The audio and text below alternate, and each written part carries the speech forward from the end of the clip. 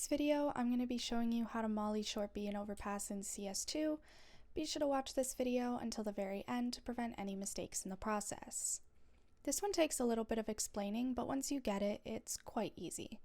So you're just going to start along this wall right here, doesn't matter where you're starting, and you're going to have the molly in your hand, and you're going to be aiming right below this kind of shadow line where the fence meets the wall, right here. And you're going to be walking / running, and as you're running, you're just going to make sure that your cursor is staying there and that it's not drifting up. Once you're doing that, you're going to run, and as you get towards this shadow line, you're going to press left and right mouse, and then after a little bit, you'll see where the timing is, you will jump throw.